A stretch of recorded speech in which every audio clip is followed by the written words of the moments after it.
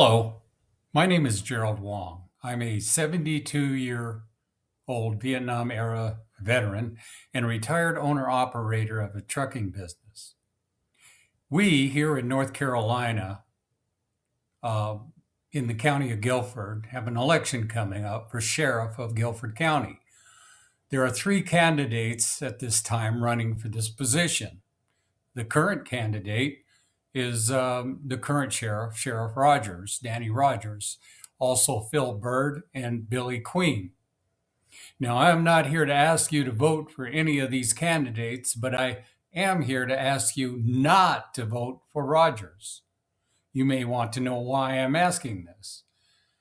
Too many times, citizens that do not come in contact with our justice system or our officers that we pay to do their job in a professional manner have no idea what to expect or what can happen during an encounter with law enforcement.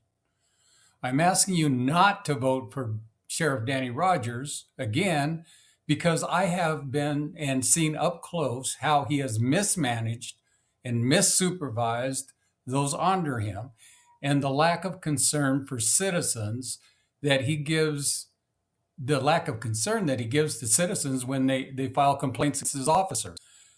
Resisting. Ma'am, please stop pushing my head into the ground. I'm a disabled veteran and I'm in pain. If you put my hands behind my back, I have torn tendons in my shoulders and they get inflamed and I'm in pain. And I've been put in pain. I've had to go to the hospital 3 times.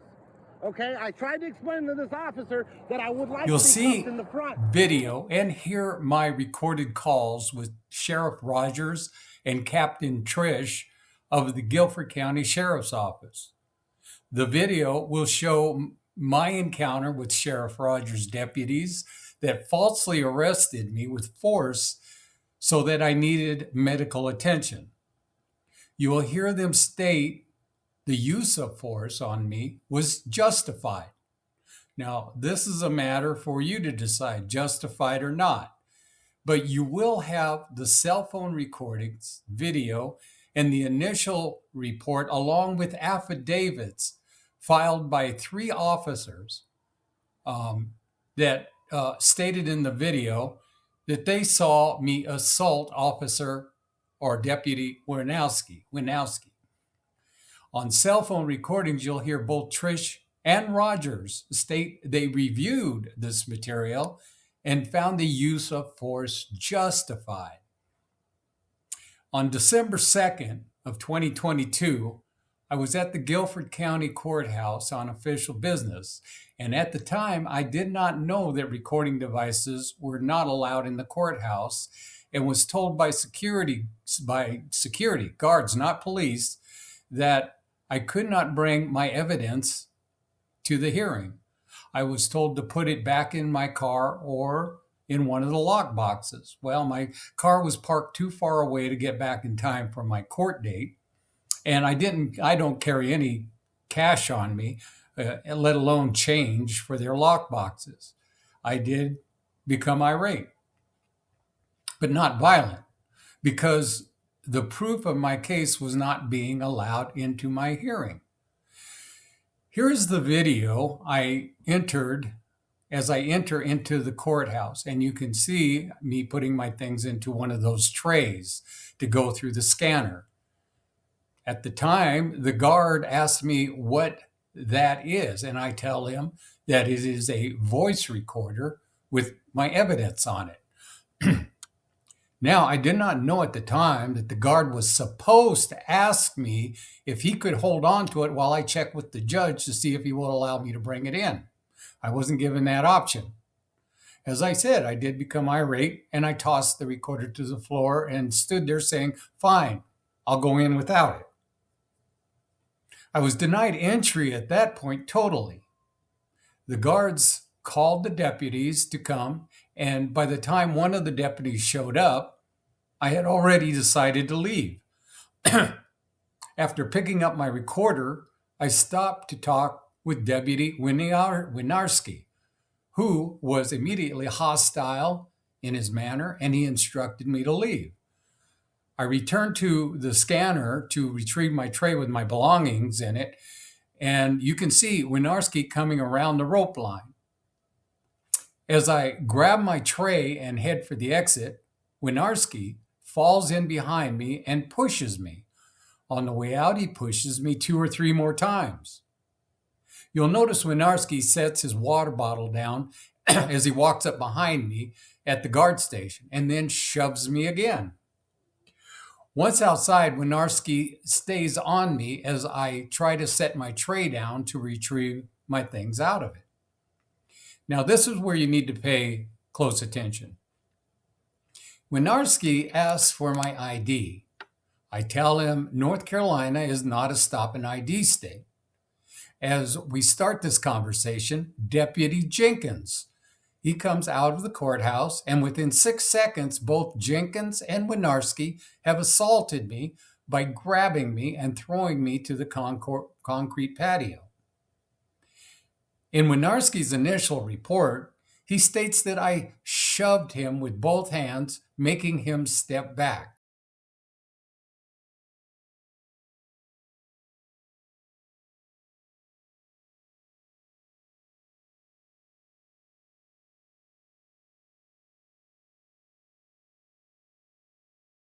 Did you see me shove him? Jenkins states in his initial report that he witnessed me shove Winarski. Again, did you see me shove Winarski? Okay, from here, I now have injuries to my knee, bruises to my toes, and deep laceration on my left wrist. From here, I am arrested, taken to the hospital, then back to the jail for booking. A couple months later, all charges are dismissed. During that time, I made calls to the Sheriff's Department personnel, one being Captain Trish. Now, this is my conversation with him. By the way, North Carolina is a one-person consent state, which means I have the right to record phone conversations as long as one party knows and agrees to the recording.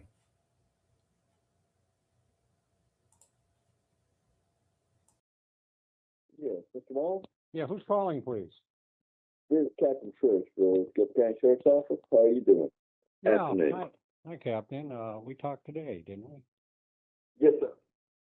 So I wanted to let you know that I, in light of the information that you provided me this morning, did a re-review of the video and audio footage from the incident that was associated with our use of force investigation. And just to kind of let you know what the process for our agency is like, anytime we have a use of, you still there, sir? Yeah, I am. Go ahead.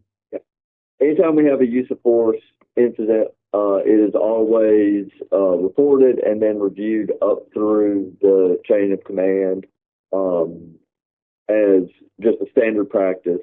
And then when we have situations where we get a call from a person involved in it asking for further investigation, we'll do a re-review of it, make sure there's no new information that's come to light that wasn't present at the time of the original review of the use of force, and then handle that as an inquiry.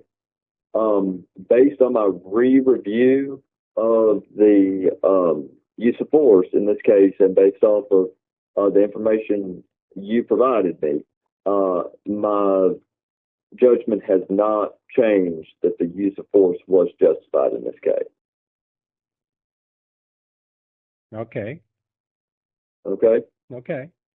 Now, I've documented everything that you provided to me this morning, and the information that you brought forward that was outside of this particular incident, I have provided to internal affairs.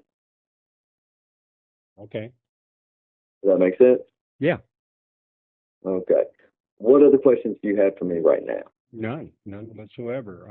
I will, when the criminal part of this is over, I will come down there and file criminal charges against the officer. I understand. Okay. Any other questions for me right now? No, that's plain. That's good. You've done everything you can do, and I accept that. Okay. Are you satisfied with at least my follow-up? I'm sure this wasn't the answer you were looking for. Yeah, well, of course I'm not satisfied with it because, anybody with eyeballs and ears could see what was going on there. I mean, if he hadn't slapped my hand, none of that would have, none of that other stuff would have pursued. I understand that you feel that way. I understand you're also in the process of trying to get the footage. I do not know the details of what hoops have to be jumped through. I would ask that if and when you're given the opportunity to do that, try and go into it with as close to a fresh set of eyes as you can. In terms of viewing the whole viewing the whole interaction from start to finish, including everybody that was involved, yourself included. Well, And all I have to, I don't want to get in a tit for tat here with you, Captain, but all I have to go by is that your officer slapped my hand and escalated things immediately. That's his original touch is what sparked the entire incident. Okay. Hello, this is Jerry. Well, I must have the wrong number. I'm looking for a Gerald Wong. Who's calling, please? If I had the wrong number, I just wait for him to call back. This the Wong's resident? Yeah, this is the Wong's residence. Okay, all right. Well, this is Sheriff Rogers. Sheriff. Oh, well, how nice of you to call me. Well, that's what I do. I mean, unfortunately, sometimes I don't get the people right then. Sometimes it may take me a few hours later. Well, I'm glad you called me back. I take it you got my voice recording. Well, that was okay. I mean, he's really emotional with me at the time. I'm thinking, like, well, what have I done to him? Let me call him and check on him. But anyway, don't I know you, Gerald? Well, I ran for Congress in That's where I know. Congress. Yeah, you're a truck driver. You used to be a truck driver? Yes, sir. Yeah, I thought I knew you. What's going on, man? Well, I'm just a little bit taken back by I was arrested on December 2nd by a Guilford County sheriff deputy, and it took me forever to get the videos from the courthouse showing my arrest. But when the arrest was deemed justified, or the use of force, at least, was deemed justified by Lieutenant Trish and Captain Prince, and I'm told now that you signed off on it. Well, the investigation has been completed. It has been, but I will share this with you. Well, I was looking at the investigation and the video and all. I saw where there were some things out of order with you. Okay. Well, I don't disagree that I was frustrated. Can I finish, please? Yeah, I'm sorry. Go ahead. So I know that sometimes people having good days and bad days. We all do. Don't matter who we are. But I think you have, if you decide to want to take another way to come at the sheriff's office for what happened to you, I would not that at all. I did deal with some things that I cannot say that you're not privy to, but I'll put it this way. There were some things taken care of with the way that you were handled after a certain degree. Okay? So I did look at that. And yes, I signed off on it. And did I agree with everything? No. But I dealt with what I had to deal with, put these in place. And course, you won't have a problem out of anybody here ever again. But I will say, I cannot advise you one way or the other. If you feel like you need to take things in your hand and do do something else with it, then I will leave that up to you. Attorney Jim Secor, I told him I would call you myself to talk with you, because I thought I knew that name. I said, I think I know this name. Of course, the video, I could not see your face real well on there, okay? I tried to, but I don't know what happened totally on the outside of the courthouse. I don't. I did try to see it, but there were some things that obstructed the view, okay? And I'm not just saying that to be throwing you some wind, but I try to make sure that I look at everything open-minded and make sure I made the right decisions, whether it hurts us or help us. Okay, so but I want to return your call because they want you to think that I've not looked at the information, or better yet, apparently you have really good, strong connections for them to let you know how the paperwork traveled. So just want to reach out to you. Okay, all I'm saying is that it took me a while to get the video, okay? Yes, sir. And I've got all the video, and I'm not saying that I wasn't irate with the security people. I know I was, but I did not threaten them. I did not attack them. Yes, sir. All right? And when it became apparent that I wasn't going to be allowed past the security checkpoint, I went ahead and to retrieve my recorder that I had tossed on the floor, and by that time, Officer Winoski had showed up, and he talked to me, and the first thing he did was slap my hand that I had my recorder in. So I got upset. That's what started me to be upset. So I went back and according to the video now, which has refreshed my memory, I went back to get my tray, and I was leaving. Officer Winoski saw that I was leaving, but when I walked in front of him, he pushed me. All right? There was no reason for him to touch me at that point. Okay?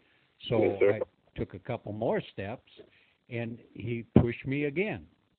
And I turned to him, and I put my finger in his face, and I said, "Stop touching me. You have no reason to touch me. I'm leaving." Yes, sir. And so I turned and walked again. We went around the rope, and in the video, if you had noticed, he put his water bottle down. And this, to me, indicated he had already intended to go hands-on with me. And as I walked away, I turned again to walk away, at that point, he pushed me again. And then he kept getting louder and more aggressive, saying, "Get out of here, get out of here." I was getting out of there. There was no reason for him to follow me out the door. Yes, sir. So he follows me out the door. At that point, I turn around to try and put that tray down so I can retrieve my stuff and put it back in my pockets. And I can see I can't put my tray down on the lock boxes out there. So I decide I'd go put it down on the concrete bench outside the door and get my stuff out. But before I can reach the bench, he's saying, "Give me your ID." And I'm told him, "There's no reason for me to give you my ID unless I've been lawfully arrested." That's when he says, "You're under arrest." And I go, "For what? Not moving fast enough for you to come out?" And then at that point, he just grabs me. Now you can see that I still have my scanner tray in my hands. And then Officer Jenkins decides he's going to come into the fray and just tackle me. So he takes a hold of me. They start spinning me around. You can see I'm hanging onto my tray and my belongings so it doesn't go anywhere. And they turn me and swing me around and take me to the ground. And if you looked really close from the other angle, I know the one had the sunspots in it, made it hard to see. But the video from the other direction is very clear. They almost ran my head into the concrete seat. I could be dead. Now, I'm a 69-year-old man. I had a widowmaker heart attack just a year and a half prior to that, and I've had my gallbladder out, and I'm not a strong man anymore. I'm 69 years old. I'm light as a feather. They threw me down. Then they picked me up like I'm a rag doll, and it's very embarrassing.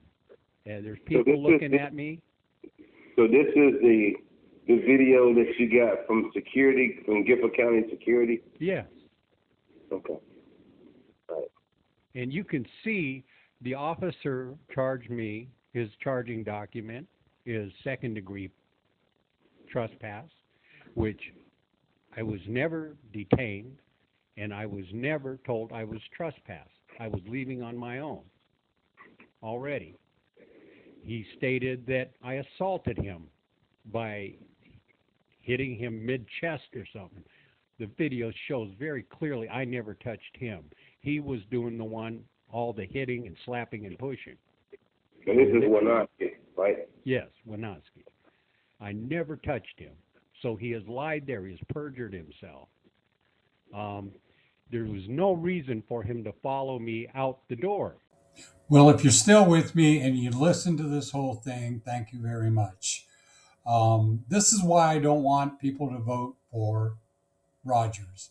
He is not handling his supervisory position well with those that are underneath him, and he's letting them get away with abusing citizens. Thank you for watching this video.